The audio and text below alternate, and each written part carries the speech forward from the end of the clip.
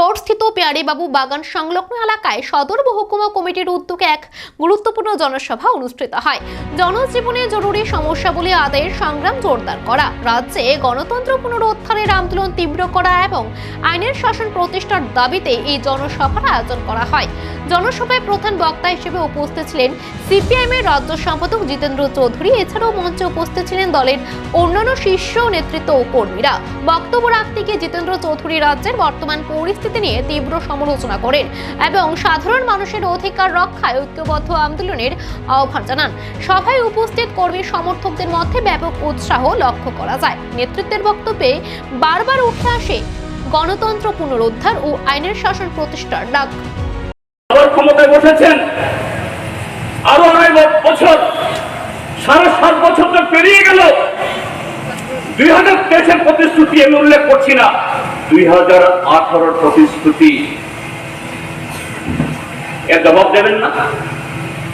না, সিপিএম এর কাছে জবাব দেওয়ার দরকার নেই। সিপিএম কে তো ভারতীয় জনতা পার্টি কোন কোন নেতা 1.5 ঘন্টার মধ্যে ফিনিশ করে দেবেন।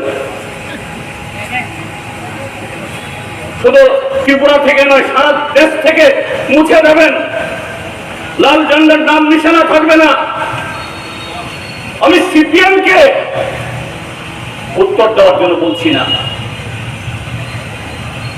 আপনারা এই রাজ্যের সাধারণ মানুষ সবকা সাথ, সবকা বিকাশ, সবকা বিশ্বাস আচ্ছেন।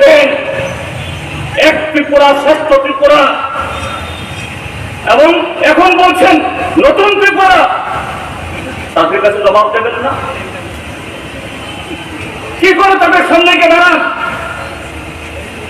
এখনো আরো 2.5 বছর সময় আছে। কদিন দেখি আমাদের দাদারা কি করেন, আরো কদিন দেখি। এই সরকার, দিল্লিতে তো সরকার আছে তাদের, নিশ্চয়ই দিল্লি সরকারের সহযোগিতা দরকার। বামফ্রন্ট সরকার থাকুক বা বিজেপি সরকার, যেই সরকারে হোক, এটাই তো ব্যবস্থা আমাদের।